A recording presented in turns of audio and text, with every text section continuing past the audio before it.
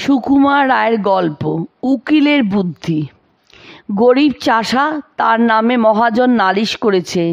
বেচারা কবে তার কাছে 25 টাকা নিয়েছিল, সুদে আসলে তাই এখন 500 টাকায় দাঁড়িয়েছে। চাষা অনেক কষ্টে 100 টাকা জোগাড় করেছে, কিন্তু মহাজন বলছে 500 টাকার 1 পয়সাও কম নয়, দিতে না পারো তো জেলে যাও। সুতরাং চাষার আর রক্ষা নেই। এমন সময় সামলা মাথায় চশমা চোখে তুখোর বুদ্ধি উকিল এসে বলল, ওই 100 টাকা আমায় দিলে তোমার বাঁচবার উপায় করতে পারি। চাষা তার হাত ধরল, পায়ে ধরল, বলল, আমায় বাঁচিয়ে দিন। উকিল বলল, তবে শোনো, আমার ফন্দি বলি, যখন আদালতের কাঠগড়ায় গিয়ে দাঁড়াবে তখন বাপু কথা টথা কইও না। যে যা খুশি বলুক, গাল দিক আর প্রশ্ন করুক, তুমি তার জবাবটি দেবে না, খালি পাঁঠার মতো ব্যাঁ করবে। তা যদি করতে পারো তাহলে আমি তোমায় খালাস করিয়ে দেব। চাষা বলল, আপনি কর্তা যা বলেন তাতে আমি রাজি। আদালতের মহাজনের মস্ত উকিল চাষাকে এক ধমক দিয়ে জিজ্ঞাসা করলো, তুমি 7 বছর আগে 25 টাকা কর্জ নিয়েছিলে? চাষা তার মুখের দিকে চেয়ে বলল, ব্যা। উকিল বলল, খবরদার, বলো নিয়েছিলে কি না?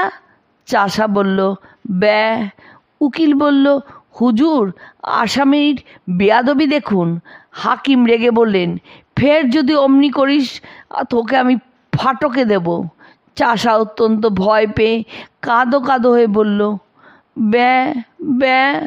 হাকিম বললেন, লোকটা পাগল নাকি? তখন চাষার উকিল উঠে বলল, হুজুর, ও কি আজকের পাগল?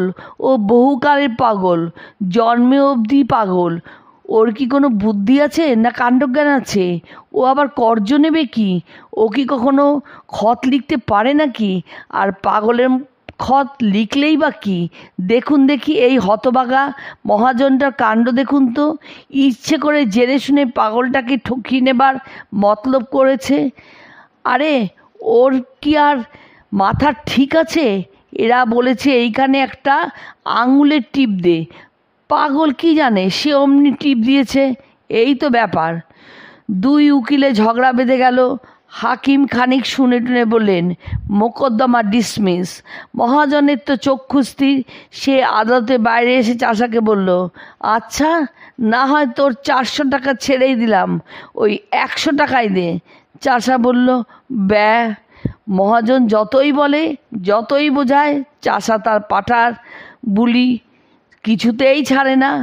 মহাজন রেগে মেগে বলে গেল, দেখে নেব আমার টাকা তুই কেমন করে হজম করিস। চাষা তার পোটলা নিয়ে গ্রামে ফিরতে চলেছে। এমন সময় তার উকিল এসে ধরল।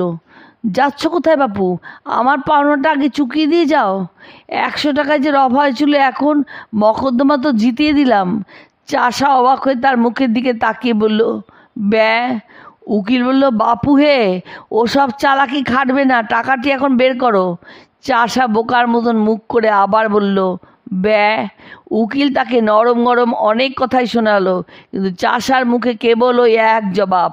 তখন উকিল বলল, হতভাগা গোমুখ্য, পাড়া গায়ে ভূত, তোর পেটে এত শয়তানি কে জানে? আগে যদি জানতাম তাহলে পোটলা শুদ্ধ টাকাগুলো আটকে রাখতাম।